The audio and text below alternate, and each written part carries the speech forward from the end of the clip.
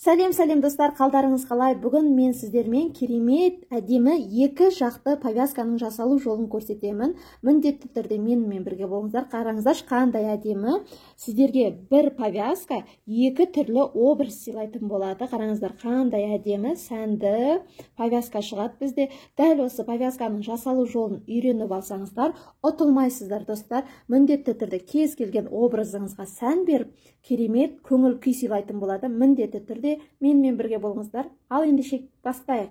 Достар, екі жақты повязканы жасау үшін бізге екі түрлі мата қажет болады. Матамызды енін 14 см, ұзындығын 57 см етіп 4 дана қиып аламыз. Бір түсінен 2 дана, сосын кез келген келесі түсінен 2 дана қиямыз. Сонда барлығы 4 дана болады. Содан кейін бізге ені 9 см, ұзындығы 15 см бір жолақша қажет, және де осы жолақшаға орналастыруға резинка қажет болады. Ені 2,5, ұзындығы 9 см. Оны әзірге алып қоя тұрамыз. Келесі кезекте осы жолақшамыздың тең ортасын табамыз. Яғни 57-нің тең ортасы 28-де 5-ті береді бізге. Осылай белгілеп аламыз 28-де 5-ті. Содан кейін осы белгілеген ортамыздан екі жанына 3 см қалдырамыз. Оң бетіне, сол жағына 3 см-ден, сонда барлығы 6 см. Дәл солайынан екінші матаны да белгілеп алатын боласыздар. Енді келесі кезекте түсті матамыздың үстіне осы однотонный матамызды орналастырып, бетіне бетін қаратып, түйреп аламыз қазір. Осыны жақсылап түйреп аламыз да тігіс түсіретін боламыз.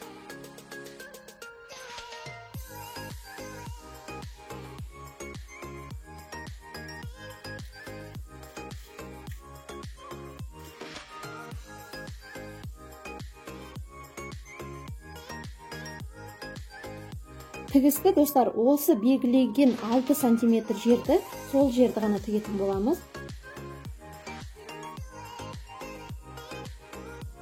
Мінекей, қазір осы 6 см-мізді тігеміз.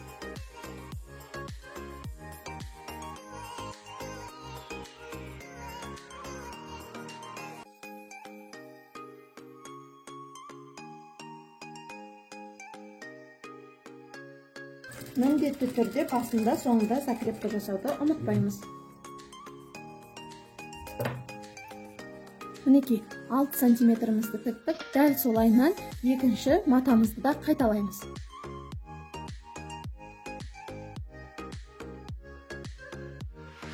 Мінекей достар, екі матамызды да 6 см-ден тігіп алдық. Енді келесі кезекте осы екі жолақшамызды ұзыннан қосамыз, мына жағына тимейміз, тіккен жағымызға. Енді келесі басынан соңына дейін ұзын тігіс түсіріп шығамыз.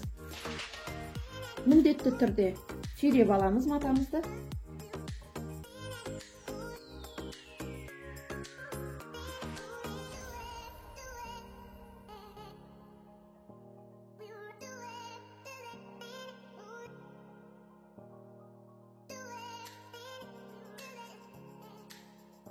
Толығымен түйреп алғаннан кейін ұзын тігіс түсіреміз, шетінен 1 см қалдырып.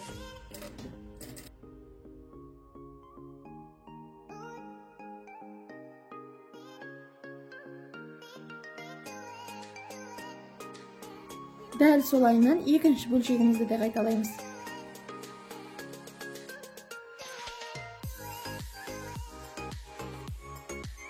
Мінекей достар, 6 см-ге тіктік. Ұзыннан тігіп алдық. Енді осыны бергі бетіне айналдырамыз.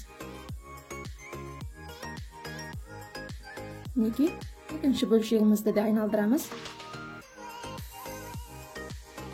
Ал енді келесі кезекте не істейміз? Қараңыздар, мінекей 6 см тігілген жерді бір-біріне қаратып қосамыз. Мінекей, тігіс пен тігіс бірдей қашықтықта түсу керек. Ол үшін бұны түйреп алыңыздар.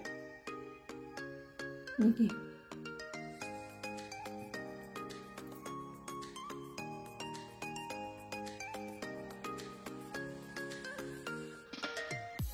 мінекей түйреуішпен түйреп алдық. Енді келесі кезекте қараңыздар. Түсті матамыз, міне гүлді матамызды бір-біріне қаратып түйрейміз.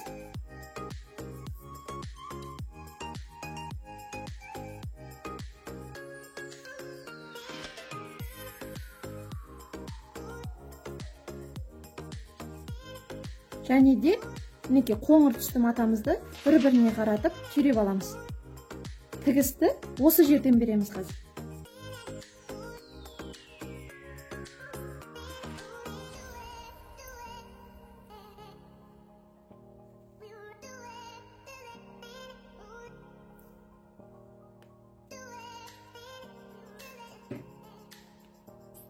Мінекей түйреп алдық. Тігісті осы екі матаның бойымен жібереміз. Сонда екі мата бір-біріне қосылып тігіледі. 1 сантиметр тігіске түсіреміз.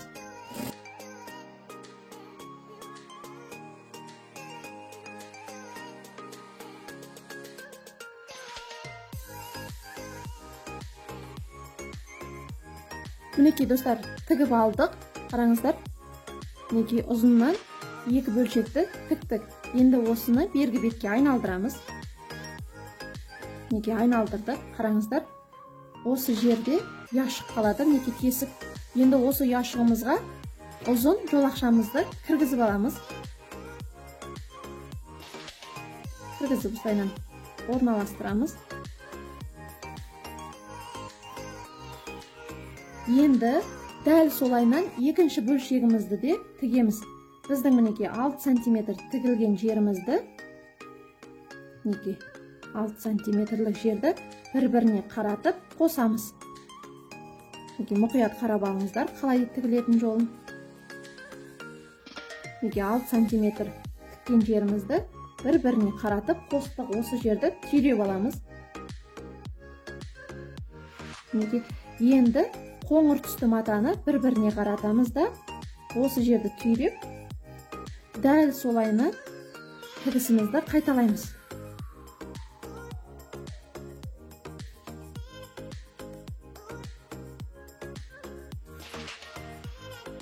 Жасалу жолы өте оңай, әрі тез, кез келген матадан тігуге болады. Қазіргі уақытта мен шифон матасынан тігіп жатырмын. Мінекей енді гүлді матамызды бір-біріне қосып аламыз.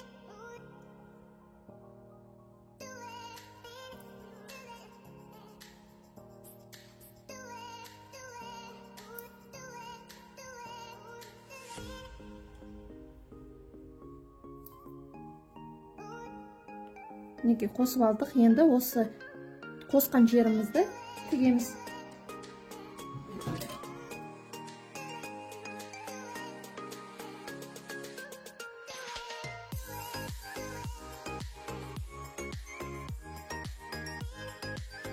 Мінекей достар, біздің екі жолағымыз бір-біріне осылайынан айқасып тігілу керек. Енді осыны жақсылап үтіктеп аламыз.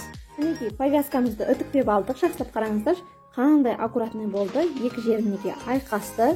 Ендігі кезекте осы шетін инеге жиыратын боламыз. Оны қалай жасаймыз? Инені шетінен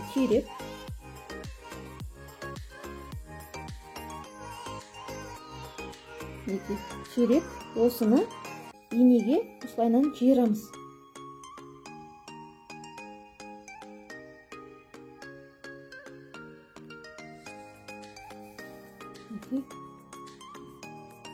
Соңына дейін екі шетінен осылай инеге жиырып өткізіп аламыз. Екінші жағында дәл солайынан қайталаймыз. Қатты тартамыз. Осындай кішігірім жиналғанша дейін осылай жиырамыз барлығын. Жақсылап қатты жиырып түйіп алдық. Дәл солайынан екінші жағында қайталаймыз. Мінекей достар, повязкамыздың екі жағын жиып түйіп алдық. Әзірге повязкамызды қоя тұрамыз. Келесі кезекте резинкамызға көшеміз. Келесі кезекте жіңішке жолақшамыз тігеміз. Бұны бас жағынан ортасына дейін бір тігемізде 3 сантиметрде қалдырамыз. Сосын келесі жағын жалғастырамыз. Қараңыздар, басынан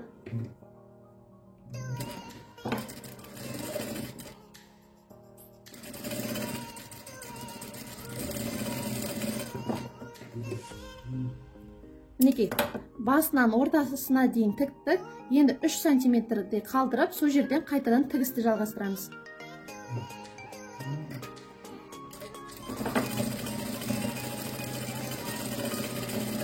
Достар, жолақшамызды тігіп алдық. Келесі кезекте бергі бетіне айналдырып, осы жолақшамызды повязкамызға жалғаймыз. Оны қалай жалғаймыз? Повязкамызды аламыз. Мінекей бетіне бетін қаратамыз да, осы жаңағы қалған ұяшықтан, қазір мен осы бетіне көрсетейін. Мінекей бетіне бетін қараттық. Осы ұяшықтан ішіне айналдырамыз. Мінекей осыны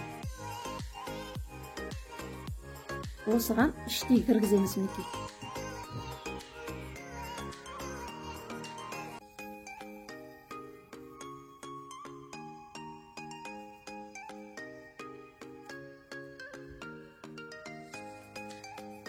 мінекей қараңыздар, тігісін жанына қарай қаратамыз. Шығарып алдық. Мінекей көрінетіндей қылып шығарып алыңыздар, артық жерін сосын қиып тастаймыз. Енді осының үстіне резинкамызды қоямыз да, үшеуін бірден тігеміз.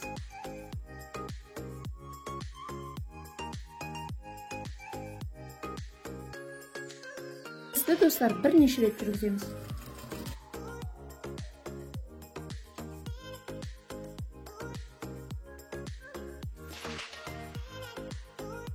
Мінекей тігісті жүргіздік, артығын қиып алып тастаймыз. Енді бергі бетіне айналдырамыз. Мінекей қараңыздар, ешқандай артық тігісі жоқ. Мінекей енді дәл солайынан екінші бетінде қайталаймыз. Мінекей бетіне беті қарап тұр.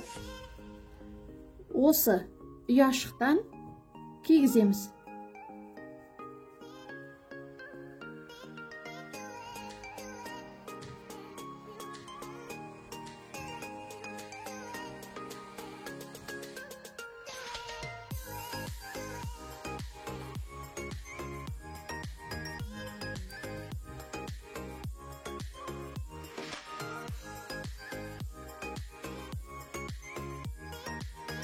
Мінекей кигізіп алдық. Тігісін жанына қарай қаратамыз, қырына. Шамалы шығарып алайық.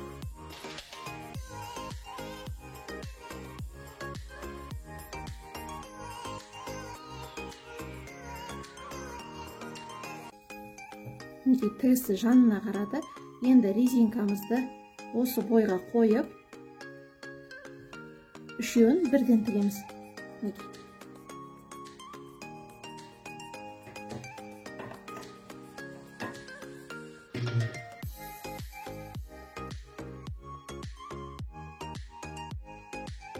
Тігіп алдық, артық жібін алып тастаймыз.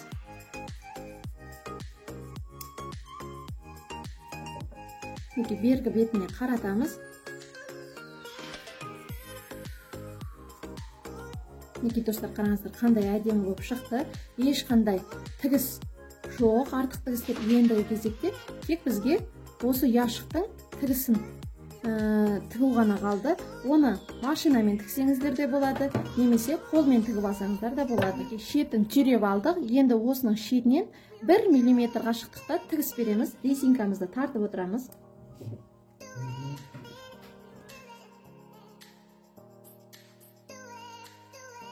Мінекей достар, резинкамызды тігіп алдық. Қараңыздар, қандай әдемі повязка шықты. Бізде екі жақты повязка кез келген образдарыңызға сән беріп, көріктеріңізді аша түседі. Пайдалы болса лайк басып, комментарий жазуды ұмытпаңыздар. Сіздермен бірге болған Өнерлі ана. Келесі сабақта кездескенше.